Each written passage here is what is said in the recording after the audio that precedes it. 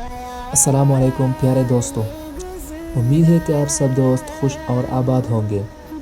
جو دوست میری ویڈیو دیکھ رہے ہیں، میں ان سب دوستوں سے کہنا چاہتا ہوں کہ اگر آپ نے میرے پچھلے ویڈیوز نہیں دیکھے ہیں تو آپ کو پہلے پچھلے ویڈیوز دیکھنے چاہیے، کیونکہ ہم نے سیرت النبی صلی اللہ علیہ وآلہ وسلم کورس شروع کی ہے اور ہم سٹیپ بائی سٹیپ آ رہے ہیں۔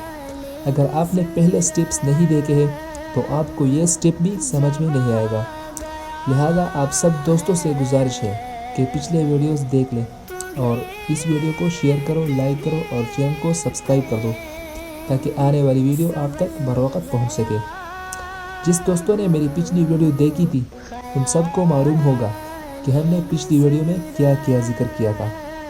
ہم نے اس میں مطلب کے انتقال کے بارے میں ذکر کیا تھا اور عبد المطلب کے بارے میں ذکر کیا تھا، اور جو عہدے مطلب سے عبد المطلب کو ملے تھے اس کے بارے میں ذکر کیا تھا، اور ان دو قبائل کے بارے میں بھی ذکر کیا تھا جنہوں نے جنگ کی تھی، اور ان میں سے ایک قبیلے نے زمزم کے کنویں کو پاڑا تھا، اور بعد میں جس شخص نے آب زمزم کے کنویں کو کھولا تھا اس شخص کے بارے میں بھی ذکر کیا تھا، اور عبد المطلب پر جو چھوٹے بیٹے عبداللہ کی قربانی کا امتحان آیا تھا ہم نے اس سارے واقعے کو بھی ذکر کیا تھا، اور آخر میں عبداللہ کے بدلے 100 اونٹوں کی قربانی کر دی گئی۔ ہم یہاں تک پہنچ گئے تھے، لہٰذا آپ سب دوستوں سے گزارش ہے کہ اس ویڈیو کو سمجھنے کے لیے پچھلی ویڈیو ضرور دیکھ لیں۔ اب ہم آتے ہیں اپنی نئی ٹاپک کی طرف۔ ہمارا نیا ٹاپک ہے حضرت عبداللہ۔ حضرت عبداللہ ہمارے پیارے نبی حضرت محمد صلی اللہ علیہ وآلہ وسلم کے والد صاحب تھے۔ حضرت عبداللہ کو خدا داد حسن ملا تھا، اٹھتی ہوئی جوانی تھی جو حسن کو دوبارہ کر رہی تھی، چہرہ کیا تھا چاند کا ٹکڑا تھا، ہر دیکھنے والی آنکھ ان پر فدا تھی اور بہت سی عورتیں ان سے شادی کی آرزومند تھی۔ نظر والا واقعہ ہوا تو گھر گھر میں اس کا چرچا ہو گیا، اس سے ان کی عظمت اور بڑھ گئی اور سب دل و جان سے انہیں چاہنے لگے۔ چنانچہ بہت سی عورتوں نے نکاح کی خواہش کی اور کوشش بھی کی، لیکن یہ شرف سب کو کیسے ملتا کہ وہ ایک ہی کی قسمت میں تھا۔ ان کے بیٹے کی ماں کور ہوئی، یہ بھی خدا کے یہاں طے تھا۔ ان کی شادی آمنہ سے ہوئی جو قریش کی سب سے معزز خاتون تھی اور بنی زہرہ کے سردار کی بیٹی تھی۔ باپ نے بیٹے کی طرف سے نکاح کا پیغام دیا، آمنہ کے گھر والوں نے اسے باعث شرف سمجھا اور خوشی خوشی تیار ہو گئے۔ پھر چٹ پٹ شادی ہو گئی۔ دستور تھا کہ دلہا شادی کے بعد 3 دن سسرال میں رہتا۔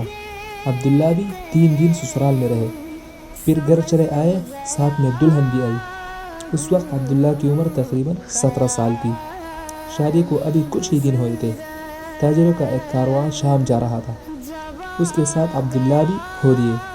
پھر واپسی میں مدینہ سے گزرے، یہاں ان کے باپ کا ننیال تھا۔ تھکے تو تھے ہی، دم لینے کے لیے ٹھہر گئے، اتفاق سے بیمار پڑ گئے۔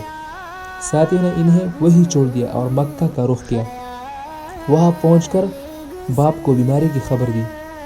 عبد المطلب نے بیماری کا حال سنا تو فوراً بڑے بیٹے حارث کو مدینہ دوڑایا کہ وہاں جا کر بھائی کی تیمارداری کرے اور جب وہ اچھے ہو جائے تو اپنے ساتھ لے کر آئے۔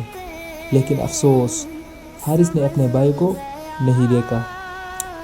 وہ انہیں اپنے ساتھ مکہ نہ لائے کہ باپ کی آنکھیں ٹھنڈی ہوتی، دلہن کے دل کو قرار آتا اور قوم کی تسکین کا سامان ہوتا۔ کیا کرتے، قسمت ہی میں نہ تھا۔ کچھ دن پہلے ہی عبداللہ کا انتقال ہو چکا تھا اور جسم سپرد خاک ہو چکا تھا۔ باپ سے دور، دلہن سے دور، قوم سے دور، دور بہت دور۔ حارث واپس آئے تو عبداللہ کی بجائے عبداللہ کی موت کی خبر لائے۔ کس سے معلوم تھا کہ شام کا یہ سفر آخرت بننے والا ہے، اور جہاں عبداللہ کی جان بچانے کی تدبیر کا سراغ لگا تھا وہی اللہ کا فرشتہ پروانِ موت لے کر اترنے والا ہے۔ مدینہ جہاں سے لوگ کل عبداللہ کی نئی زندگی کا پیغام لے کر آئے تھے، آج وہی سے عبداللہ کی وفات کی حسرتناک خبر آ رہی ہے۔ خبر بڑی دردناک تھی، نوجوان کی موت، وہ بھی عبداللہ جیسے نوجوان کی۔ جس نے سنا تڑپ اٹھا۔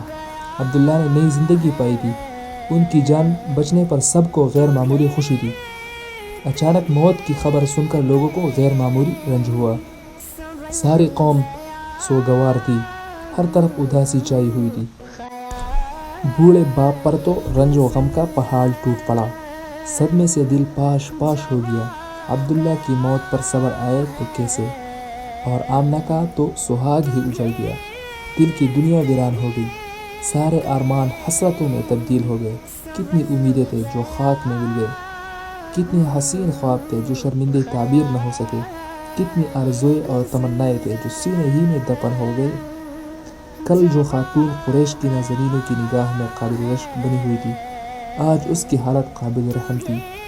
جو سر دوسرے سروں کے درمیان شرف و عزت سے اونچا ہو رہا تھا، آج وہ رنج و غم سے وبالی دوش بنا ہوا تھا۔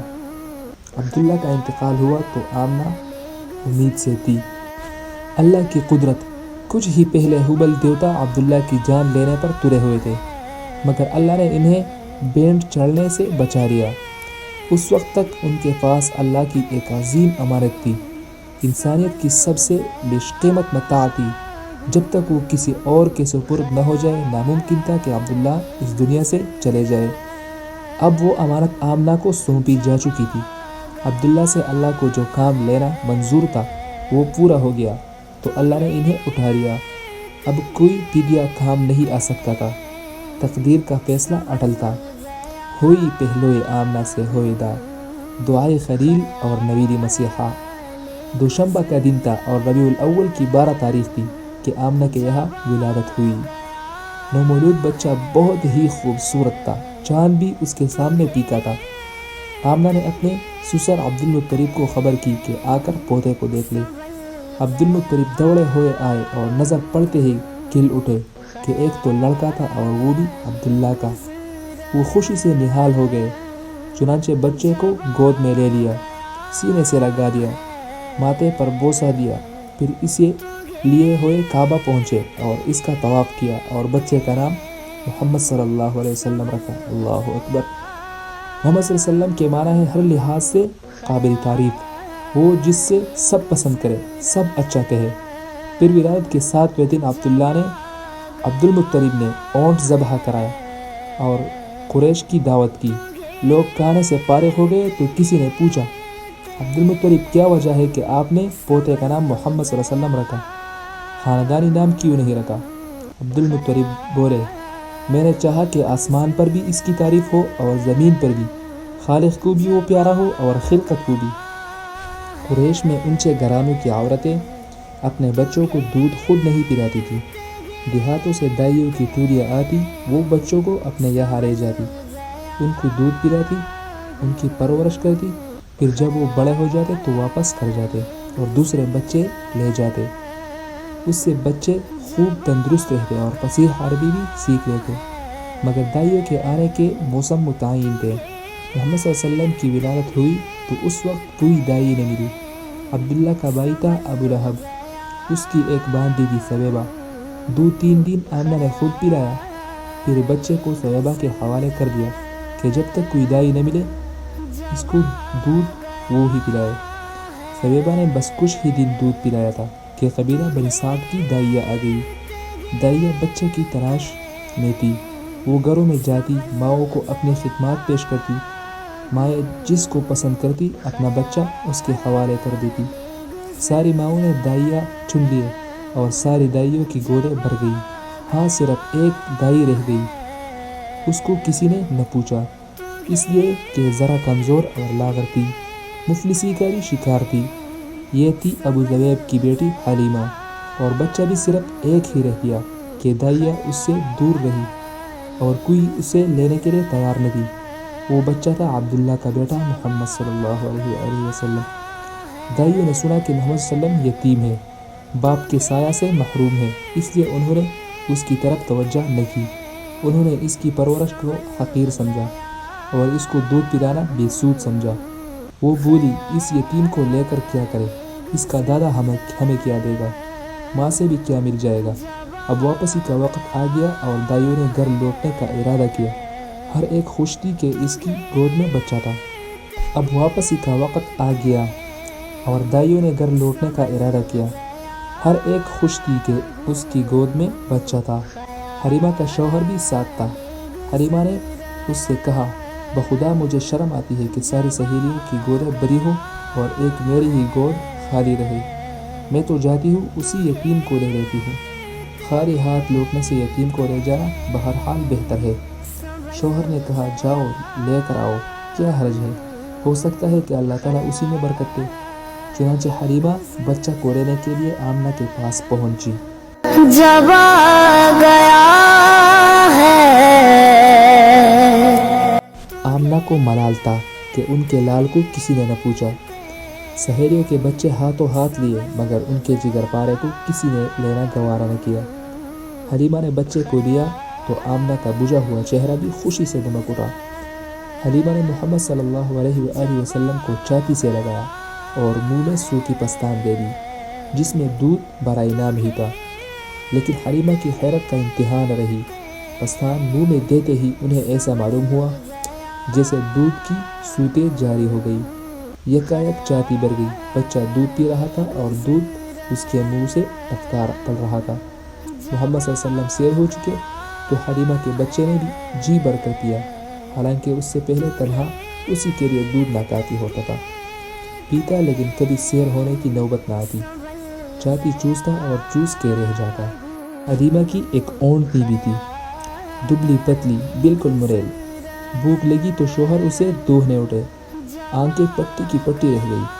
وہ تن جو ہمیشہ سوکھا رہتا آج بالکل بھرا ہوا تھا اور دودھ خود بخود ٹپکا پڑ رہا تھا۔ شوہر نے خود بھی پیا، بیوی کو بھی پلایا، دونوں نے جی بھر کر پیا۔ رات ہوئی تو دونوں نے بچوں کو پہلوں میں سلا لیا، پھر خود بھی سو رہے۔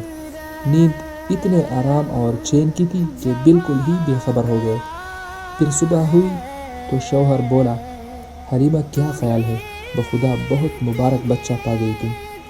حلیمہ بولی، بخدا میرا بھی یہی خیال ہے۔ پھر دائیوں کا قافلہ گھروں کو لوٹا۔ حلیمہ کی گدیاں آگے آگے تھی اور مستانہ وار بن رہی تھی۔ سہیلیوں نے یہ دیکھا تو آواز دی، واہ ہری ابو زبیب کی بیٹی، ذرا ٹھہرو نا، ہمیں بھی تو آ لینے دو۔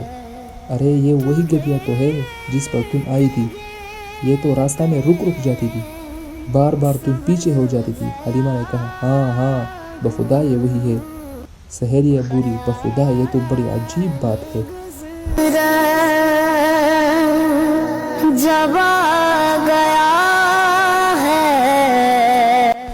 آج کے لیے اتنا کافی ہے دوستو، دھیرے دھیرے آگے بڑھیں گے، آگے بہت ہی دلچسپ واقعات آنے والے ہیں۔ لہٰذا آپ سب دوستوں سے گزارش ہے کہ میری ویڈیو کو لائک، شیئر اور چینل کو سبسکرائب کر دو تاکہ آنے والی ویڈیو آپ تک بر وقت پہنچ سکے۔ دعاؤں میں یاد رکھیے گا، ملتے ہیں اگلی ویڈیو میں، اللہ حافظ۔